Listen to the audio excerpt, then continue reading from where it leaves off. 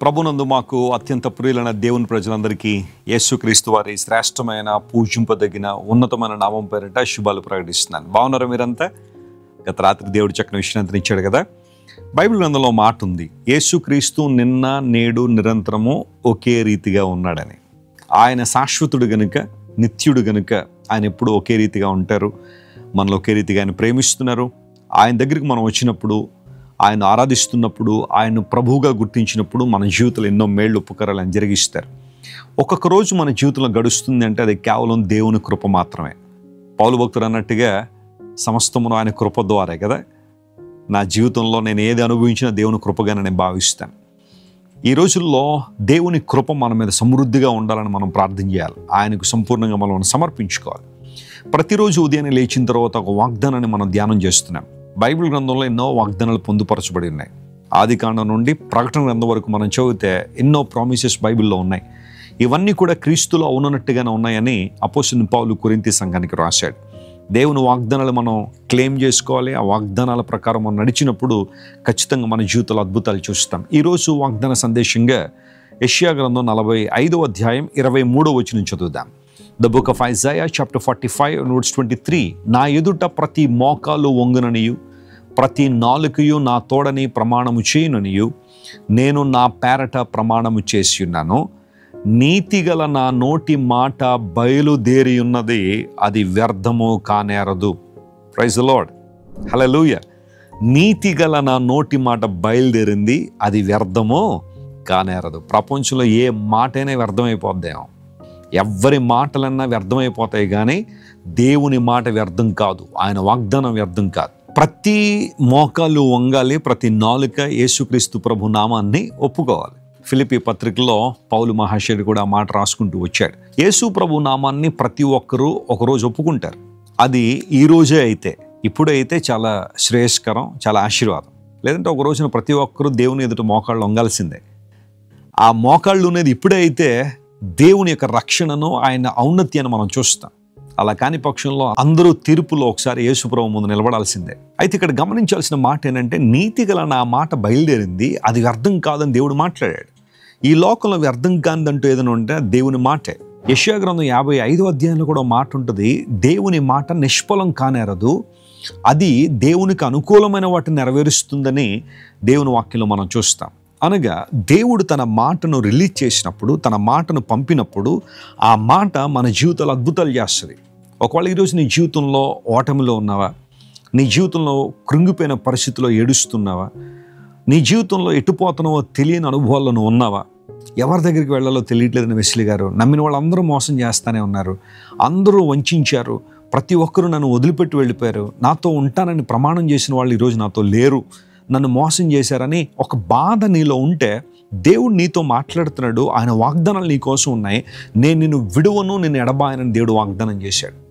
పాప బంధకాల చేతను బంధించబడి ఉన్నావా, ఎన్నోసార్లు బయటికి రావాలని ప్రయత్నం చేస్తున్నావు కానీ రాలేకపోతున్నావా, దేవుడు మాట్లాడుతున్నాడు, నిన్ను పరిశుద్ధపరచు దేవుడు నేనే. ఆయనకు నీ జీవితాన్ని అప్పగించుకోగలిగితే, నీ పాపం దేవునిలో ఒప్పుకోగలిగితే దేవుడు సమస్త దుర్నీతిని నిన్ను పవిత్రులుగా చేస్తాడని లేఖనాలు సెలవిస్తున్నాయి. ఏ రకమైన సహాయం నీకు కావాలన్నా యేసుక్రీస్తు ప్రభు దగ్గర నీకు ఆ సహాయం ఉంది. దేవుడు ఆపత్కాలములో నమ్ముకొనదగిన సహాయకుడని. కొన్నిసార్లు మనకు ఆపద వచ్చినప్పుడే నిజంగా మనల్ని ఎవరు ప్రేమిస్తున్నారో తెలుస్తుంది. మనకేదన్నా ప్రతికూల వాతావరణం వచ్చినప్పుడే నిజంగా మనతో ఎవరు ఉంటారో తెలుస్తుంది కదా. మనుషుల యొక్క నైజం, మనుషుల యొక్క స్వభావం ఏంటంటే, నీ కష్టాల్లో, నీ ఇబ్బందుల్లో, నీ నష్టాల్లో వదిలి వెళ్ళిపోవడం మనుషుల యొక్క స్వభావం. కానీ దేవుని వాక్యం సెలవిస్తూ ఉంది, ఆయన ఆపత్కాలంలో నమ్ముకున్న సహాయకుడట. నువ్వు ఆయన మీద ఆనుకోవచ్చు, నువ్వు ఆయన పరిపూర్ణంగా విశ్వసించగలిగితే, ప్రభువా నీవే నా ధైర్యం, నీవే నా ఆధారం, నీవే నా మహిమకు ఆధారం ప్రభువా, నా రక్షణకు ఆధారం, నీవు తప్ప నాకు ఎవరు లేరు ప్రభువా అని నువ్వు దేవునితో వినమ్రతతో చెప్పగలిగితే అసలు దేవుడు ఎంత ఆనందపడతాడో నీ జీవితాన్ని బట్టి. ఆయన నిన్ను ఎంతగా బలపరుస్తారో, నీ బలహీనతల్లో తన బలాన్ని ఇచ్చి, నీ వైఫల్యాల్లో తన జయం ఇచ్చి ఆయన నడిపించే దేవుడు. కుటుంబంలో ఒక భయంకరమైన శోధన ఎదుర్కొంటున్నావా, నీ భర్త నిన్ను హెరాస్ చేస్తున్నాడా, ప్రతిరోజు ఇబ్బంది పెడుతున్నాడు, నిన్ను భౌతికంగా నీ మీద దాడి చేస్తున్నాడా, ఎవరితో చెప్పుకోవాలో తెలియట్లేదా, ఇటు తల్లిదండ్రులతో చెప్పుకుంటే వాళ్ళు ఏమైపోతారో, తోబుట్టులతో చెప్తే వారి పరిస్థితి ఏంటో అని ఒకవేళ విచారపడుతున్నావా, సహోదరి విను, దేవుడు నీకు సహాయకర్తగా ఉన్నాడు. ఆయన నోటి మాట బయలుదేరింది, అది వ్యర్థం కాదు. అదేంటో తెలుసా, దేవుడు నీ కుటుంబాన్ని బాగు చేయాలని ఇష్టపడుతున్నాడు. ఆయన నీ కుటుంబం నిలబడతాడు ఆయన. ఒకవేళ స్నేహితుల చేతిలో మోసపోయి నీ జీవితంలో ఇబ్బందులు పడుతున్నావా? ఆర్థికంగా ఎవరినో నమ్మి డబ్బులన్నీ పట్టుకెళ్ళి వాళ్ళ చేతిలో పెట్టి ఒకవేళ మోసపోయావా? దేవుని వాగ్దానాలు నమ్ము, ఆయన మీద ఆధారపడు. ఆయన మాట పలుకుతున్నాడు, అద్భుతాలు నీ జీవితంలో జరుగుతాయి. రాత్రంతా ప్రయాసపడ్డాడు పేతురు, ఒక్క చేప కూడా దొరకలేదు. కానీ యేసు ప్రభు చెప్పిన మాట ప్రకారం వల వేసినప్పుడు 2 దోణెల నిండా చేపలు వచ్చినట్టుగా లూకా సువార్త 5వ అధ్యాయంలో మనం చూస్తాం. రాజుల గ్రంథంలో మనం చూస్తే ఏలియా సారెపతు అనే గ్రామానికి వెళ్ళినప్పుడు, అమ్మా మొదటి అప్పాన్ని పట్టుకురా అని ఏలియా చెప్పినప్పుడు ఆమె ఏలియా మాట ప్రకారం తీసుకొచ్చినప్పుడు 3.5 సంవత్సరాల కరువులో దేవుడు ఆమెను మాత్రమే కాకుండా ఆమె కుటుంబాన్ని కూడా పోషించాడని బైబిల్లో రాయబడింది. అనగా దేవుడు ఏదైనా ఒక మాట పలికారు అంటే ఆ మాట వ్యర్థం కాదు. నువ్వు చేయాల్సిన పని ఏంటో తెలుసా? ఆ పలకబడిన మాట, నీకు అందించబడిన ఆ మాటకు నువ్వు లోబడి ఆ మాటకు విధేయత చూపించగలిగితే విశేషమైన అద్భుతాలు నీ జీవితంలో జరుగుతాయి. ఈ రోజంతా ఈ వాగ్దానాన్ని క్లెయిమ్ చేసి ప్రభువును స్తుతించండి. ఆయన వైపు చూడండి. నీతిగల దేవుని మాట బయలుదేరింది, అది అర్థం కాదు. ప్రభు తన వాగ్దానాలు నీ జీవితంలో నెరవేరుస్తున్నాడు.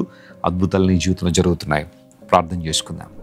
ప్రేమగల మా తండ్రి, గొప్ప దేవాన్ని స్తోత్రాలను, సర్వాధికారివి, సర్వోన్నతుడు గనుక నీకు వందనాలు. ప్రతి మోకాలు నీ ఎదుట వంగాల్సిందే, ప్రతి నాలుక నువ్వు ప్రభువును ఒప్పుకోవాలి. ప్రభువా అయ్యా, నీతిగల నీ మాట నువ్వు పంపినందుకు నీకు స్తోత్రాలు. ఈరోజు మా ప్రియులు ఎవరైతే బాధల్లో, కష్టాల్లో, ప్రతికూలతలు ఉన్నారో ఆయన తన వాక్కును పంపి వారిని బాగు చేసిన నీ వాక్యం రాయబడిన రీతిగా మా ప్రియులను బాగు చేయండి, బలపరచండి, ధైర్యపరచండి.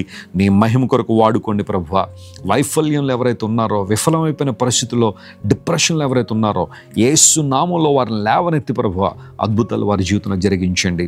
అనారోగ్యంతో వారికి స్వస్థ ఇవ్వండి. ఎందుకంటే నువ్వు యెహోవా రాఫావు గనుక నీకు వందనాలు నాయనా. బలమైన కార్యాలు మా ప్రియులందరి జీవితంలో జరిగించి వాగ్దాన సందేశం ద్వారా కుటుంబాలను, వ్యక్తిగత జీవితాలను బలపరచమని కోరుకుంటూ యేసుక్రీస్తు వారి దివ్య సముఖంలో ఈ మా మనవులు సమర్పించి వేడుకొనిచున్నాం తండ్రి. Amen, amen, amen. God bless you dear friends. Have a wonderful day. My name is Moses from Kakinada. ఈరోజు జాన్ వెస్లీ గారి వాక్యం విన్నాము, సెకండ్ డే. సో క్రీస్తుని సంపాదించుకున్నటువంటి టాపిక్ ద్వారా మాట్లాడారు.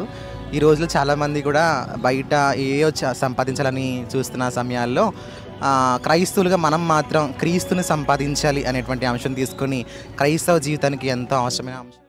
క్రైస్ట్ వర్షిప్ సెంటర్ ఓ బలమైన సంఘ ఉద్యమం.